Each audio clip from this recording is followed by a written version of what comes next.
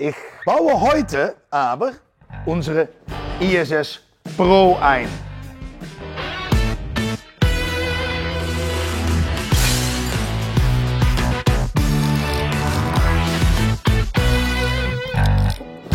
Buchfans, oh, wie geht's euch alle? Na, mir geht's gut und wir haben heute eine Technikvideo, also Sinn und Unsinn von Stoßdämpfer. Ja, wir bekommen oft Fragen, welche Stoßdämpfer muss ich verwenden an meiner Maxi oder ja, wenn du eine Maxi N hast natürlich, ja, dann braucht man keine Stoßdämpfer, ne? Aber weitgehend fahren, na, ich denke 70-80% ist Maxi S was rundfahrt, also hier in den Niederlanden, Deutschland. Na, aber welche Stoßdämpfer ist geeignet für dich? Na, man muss natürlich erst achten auf dein Gewicht. Also, ich bin 86 Kilo. Ich habe noch 3 Wochen bis Urlaub, also ich muss noch nach 84, ne? Dann ist das hier so ein bisschen weg. Also, wenn man wie ich so rund um die 85 Kilo ist, dann ist eine MKX Stoßdämpfer eine gute Wahl. Die sind ziemlich straff, aber die sind natürlich auch noch verstellbar. Und da will ich auch in dieser Sendung darüber reden. Da sind ein bisschen Missverständnisse. Ne? Ich baue heute aber unsere ISS Pro ein. 300, aber original, Chris, ja, ist 29. Aber diese Originalstoßdämpfer, die sind eigentlich nicht so gut. Ne? Das hier ist zum Beispiel, na, wie alt? 40 Jahre alt. Ne? Da haben oft auch Leute oder ein kleines Kind damals natürlich hier am Gepäckträger gesetzt. Ne? Diese sind natürlich immer ein bisschen schlapp. Unsere Stoßdämpfer im Shop, die sind alle etwas straffer, wie man gewöhnt ist, wenn man noch mit Originalstoßdämpfer fährt. Lastkraft von einer Puch Maxi ist 135 Kilo. Also wenn man schon 80 oder 85 Kilo ist, ja, dann ist das schon ziemlich schwer. Und dann ist eine Upgrade an deine Stoßdämpfer eigentlich, ja, notwendig ist ein großes Wort, aber viel besser. Das Mofa fährt eigentlich mit neuen Stoßdämpfer viel stabiler, ne? Einfach mehr Komfort, auch natürlich, ich denke, wenn das 30, 40 Jahre alt ist, einfach ersetzen. Gut, heute baue ich also diese 300er, also keine 92, 300er Stoßdämpfer von ISS ein. Oh, sind die saugeil. Gut, kommen wir wieder zurück auf Federspannung. Viele Leute denken, dass dann mit dieser Verstellung, wir haben natürlich im Shop Stoßdämpfer, die sind 3-fach verstellbar, 5-fach verstellbar. Na, diese sind von ISS sind 5-fach verstellbar. Das macht man hier. Aber viele Leute sagen dann, ja, wenn ich das ein bisschen eindrehe oder ausdrehe, wird dann der Stoßdämpfer länger oder kürzer. Nee. Was man macht mit dieser Verstellung ist Federspannung. Also zum Beispiel, du bist 70 Kilogramm. Ne? Dann fährt man hier am weichsten Stand. Aber wenn man dann 80, 85 ist, kann man sich so vorstellen, dass die Stoßdämpfer etwas weiter eindrücken. Und da kann man hier die Vorspannung einstellen bis, naja, von 1 bis 5. Ja, und da muss man ein bisschen ausprobieren natürlich. Ne? Was fährt für dich bequem? Ich habe das auf Position 2 eingestellt. Dann bin ich ans Fahren, dann haben wir hier, wir haben natürlich alle gute Wege hier natürlich, ne, kein Problem. Aber wenn das ein bisschen unbequem fährt, ne, wenn da diese alte, wie sagt man das, wir sagen in den Niederlanden Klinker, Übersetzung hier jetzt, weil ich habe keine Ahnung, wie das heißt auf Deutsch. Da habe ich einfach ein bisschen ausprobiert. Was ist für mich bequem? Nou, und dann kann man mit diese Schlüssel und dann kann man das hier so mit diesem Schlüssel kann man verstellen. Weniger oder mehr Federspannung. No, absolute Klasse, ne? Ist nicht bei jedem Stoßdämpfer dabei. Wir haben auch noch Stoßdämpfer im Shop, die sind nicht verstellbar. Zum Beispiel wie diese Classic. Und wir haben noch diese Imca, heißen die, glaube ich. Muss ich meine Kameramann mal, ja, Imca, ne? Ja. Die sind auch nicht verstellbar, aber ja, ich würde dann am liebsten einfach verstellbar kaufen. Was machen wir heute? Wir bauen diese alte, originale Stoßdämpfer bauen wir aus und wir bauen diese neue, ganz schöne ISS Stoßdämpfer bauen wir ein. Erstmal bauen wir Seitenverkleidungen aus und da komme ich später noch drauf, weil da kann ein kleines Problem hier auftreten. Wie sieht eigentlich diese Vergaser aus? Und Luftfilter. Ist das noch ganz original? Das ist noch ganz original. Super. Wir haben diese Mofa, unsere Test-Mofa ist das jetzt. Ne? Und was wollt ihr sehen? Schreibt das hier mal in die Kommentare oder schickt eine E-Mail an info@bookshop.de. Was wollt ihr eigentlich sehen, was wir machen? Ne? Wir können so viel machen. Ich fange jetzt an mit Stoßdämpfer. Eigentlich ziemlich einfach, aber wir können natürlich Räder ausbauen, Bremsen austauschen, Ritzel und Kette austauschen. Wie ihr jetzt seht, und das ist immer so, geht nur eine Seite löst sich.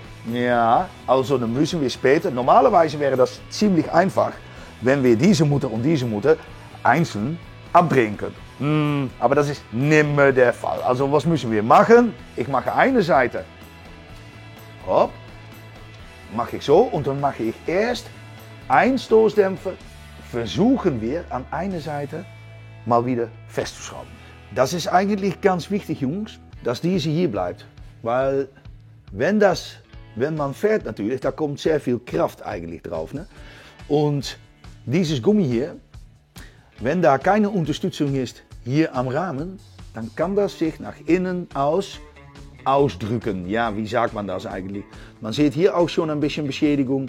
Das bringt extra Verschleiß. Also immer hinter den Stoßdämpfer eigentlich eine Unterlegscheibe. Das hier ist eine ziemlich dünne Original, da bin ich schon froh damit.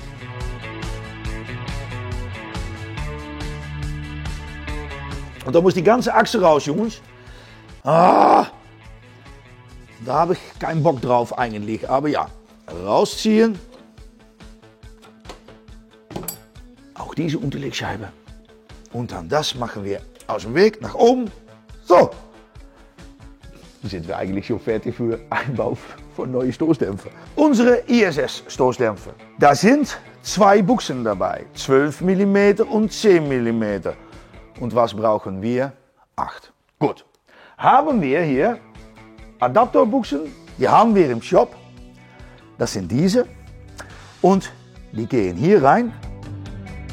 Also diese kleine Buchse von ein paar Euro, die braucht man echt. Jungs, nicht vergessen, einbauen. Da ist auch ein bisschen Rost dran. Das habe ich auch am liebsten nicht. Mache ich das immer ein bisschen sauber.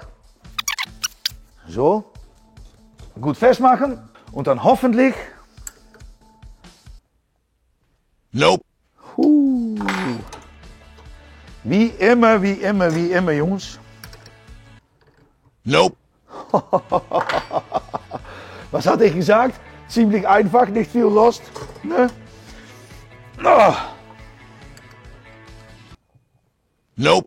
Nee, löst sich nicht, Jungs. Ich versuche das noch einmal ohne Gummi, aber das mache ich echt nur einmal. Ein Versuch, Jungs. Great success. Ja, es löst sich. Oh, dann wird... Nein. Verdammt nochmal. So. Klein bisschen Fett. Weil wir haben diese Rostansatz schon ein bisschen gesehen. Ne? Will man eigentlich nicht. Und diese Achse, ja, haben wir natürlich neu im Shop. Aber ja, wenn das noch gut ist, kann man einfach die alte verwenden. Ne? Nicht bei alle, aber wir haben ein Set im Shop. Also das heißt eigentlich eine Stoßdämpfer-Einbauset. Natürlich neu im Shop. Ne? Dann hat man diese Hutmutter hat man neu, dann hat man eigentlich diese hat man neu. Es kann sein, dass man ein bisschen zu kurz kommt. Ne? Das ist das hier also dicker als Original und dann muss man hier eigentlich eine neue Bolzen haben.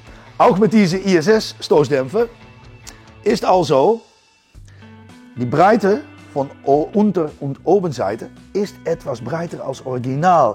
Also diese Originalbolzen geht nicht. Ich habe mir also aus dem Shop ein paar neue geholt und jetzt muss das klappen. Ne? Aufkleben nach außen, ne? Das sieht geil aus. Ne? So.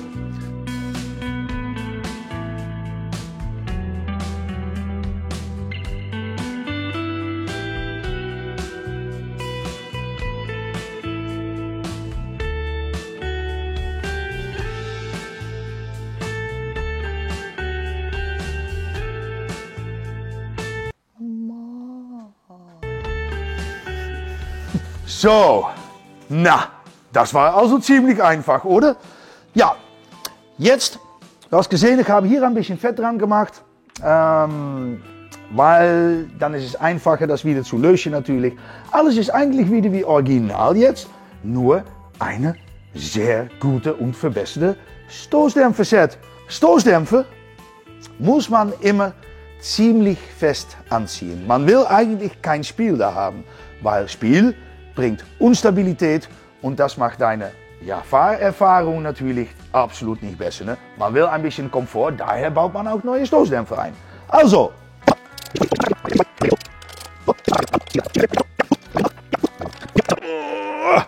gut, Thema Seitenverkleidungen und neue Stoßdämpfer. Diese Federbeine, wie man sieht, die sind natürlich echt viel dicker. Original ist um die 28 cm. Nou, und die neue 32. Wenn man diese Seitenverkleidungen wieder einbaut, ich zeige das mal, dann sieht man schon, dass die Verkleidungen ein bisschen nach innen gedrückt werden. Das kann man hier von hinten am besten sehen, weil Feder ist länger, Federbein ist dicker und hier sieht man dann das Problem. Na, was ich immer mache, ich säge die hier ab. Das finde ich noch so prima. Auch kann man dann hier besser beim Ketten, das ist ein Vorteil. Das ist auch das einzige Nachteil. Aber ich finde eigentlich das hier wichtiger als Optik hier vom Seitenverkleidung. Gut Jungs, Buchfans, ich hoffe es war ein bisschen interessant, es ist vielleicht ein bisschen langweilig. Sind da übrigens, was ich schon erwähnt habe, sind da noch Ideen, ne? Was ich machen soll an diesem Moped, was du sehen willst? Einfach schreiben in die Kommentare. Vergesse nicht zu abonnieren, wir brauchen natürlich noch Abonnees. Drücke den Klingel, dann bekommst du eine automatische Notifikation, wenn eine neue Video online geht. Also, dann sehen wir einander das nächste Mal. Ciao.